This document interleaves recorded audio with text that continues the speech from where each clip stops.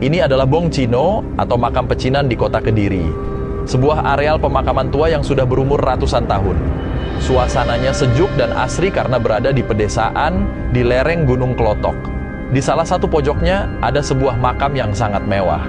Sebuah pusara yang menjadi tempat peristirahatan terakhir salah satu orang terkaya di Indonesia, sang pemilik PT Gudang Garam. Makam Bos Gudang Garam sangat istimewa karena kabarnya dijaga petugas keamanan sebanyak 3 shift atau 24 jam. Setiap shift minimal ada 4-5 orang. Mengapa harus dijaga? Apakah di makam ini ada harta karunnya?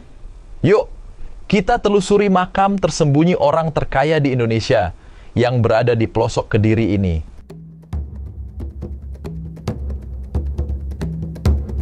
Assalamualaikum sedulur, kali ini saya berada di kota Kediri, Jawa Timur, sebuah kota tempat perusahaan rokok terbesar di Indonesia, yakni PT Gudang Garam berdiri.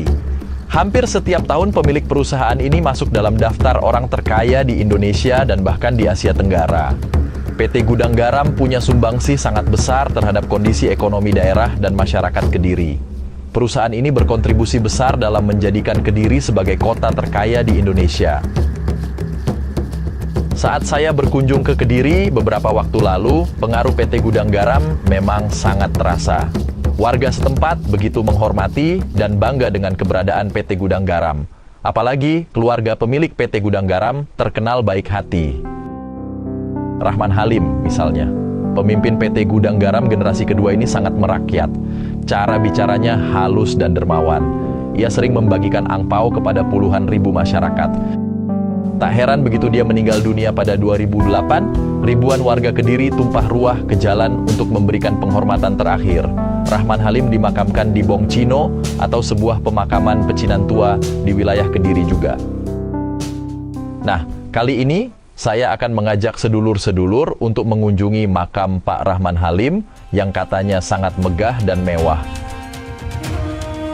Lokasi makamnya berada di Desa Pojok, Kecamatan Mojoroto, atau sekitar 6 km dari pusat kota Kediri. Setelah sampai di bilangan Jalan Dr. Saharjo, kita belok ke arah Jalan Lawu dan lurus saja. Di depan sana adalah pintu gerbang memasuki kawasan Bong Cino. Pada hari biasa, suasana sangat sepi. Jarang terlihat peziarah yang datang. Yang banyak terlihat justru truk-truk pengangkut sampah yang berlalu lalang. Loh, kok bisa? Ternyata ya lur, saya juga baru tahu. Tepat di belakang Bong Cino adalah tempat pembuangan sampah akhir Kabupaten Kediri. Seperti yang sedulur-sedulur lihat, suasana di Bong Cino ini terlihat begitu asri. Udaranya pun terasa segar dan sejuk karena berada di lereng Gunung Klotok. Di kiri kanan banyak sekali makam-makam indah dari saudara kita yang beretnis Tionghoa. Dari bentuk dan wujud makamnya, saya perkirakan hanya orang-orang kaya saja yang bisa membangun makam di sini. Sekarang kita menuju area belakang atau sisi selatan dari Bong Cino, lokasi makam Pak Rahman Halim berada. Nah, ini dia penampakan lokasi makamnya. Kita menyisir dari bagian samping belakang ya, lur. Di sekeliling area makam dibangun tembok setinggi 2 meter. Di atas tembok dihiasi banyak sekali patung kura-kura. Masyarakat Tionghoa percaya kura-kura merupakan simbol dari kebijaksanaan dan keabadian. Selain itu, kura-kura juga diyakini sebagai salah satu binatang penjaga surga. Sementara sisi tembok lainnya dihiasi patung naga. Berbeda dengan kepercayaan orang Eropa yang menganggap naga sebagai binatang jahat, orang Tionghoa justru sebaliknya. Mereka meyakini naga sebagai binatang pembawa keberuntungan. Di balik tembok kokoh inilah Bong Pai atau nisan Bos Gudang Garam berada. Makam Pak Rahman Halim sangat luas, yakni mencapai 2000 meter persegi. Tidak ada kesan angker atau seram sama sekali. Suasananya malah mirip sebuah taman yang menyejukkan mata.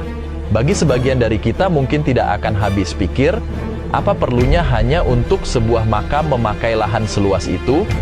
Namun, setiap budaya punya keyakinan sendiri-sendiri. Bagi masyarakat Tionghoa, kemegahan dan luas makam seseorang menunjukkan status sang mendiang semasa hidup.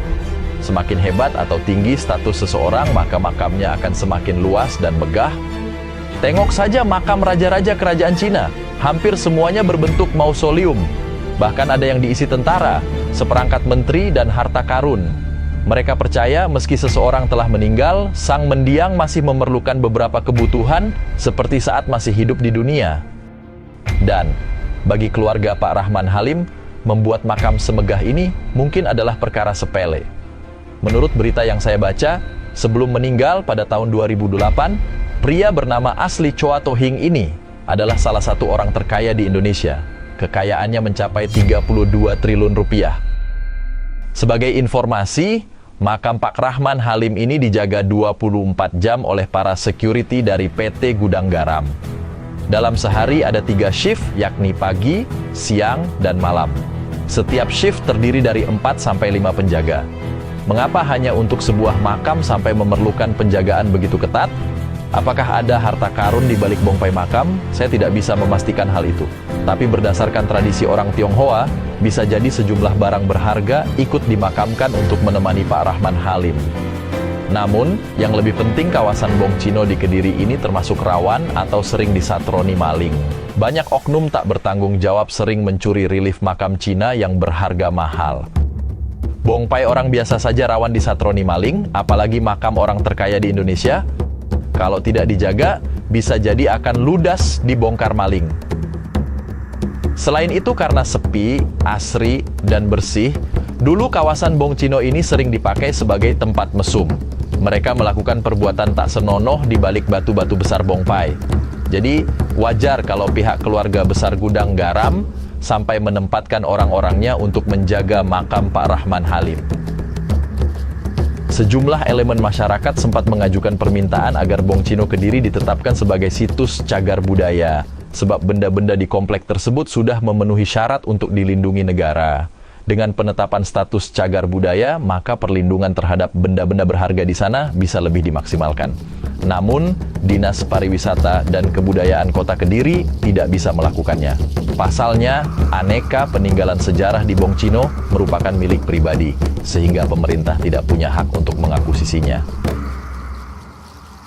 Pemakaman Bong Cino sendiri terbuka untuk umum, tidak perlu izin khusus untuk berziarah ke sana. Akan tetapi, hal tersebut tidak berlaku untuk makam bos Gudang Garam, Pak Rahman Halim. Harus ada izin khusus dari pihak keluarga untuk bisa masuk ke komplek makam. Tanpa izin pihak keluarga, siapapun hanya bisa berziarah dari luar tembok pagar. Terima kasih sudah menonton. Wassalamualaikum warahmatullahi wabarakatuh.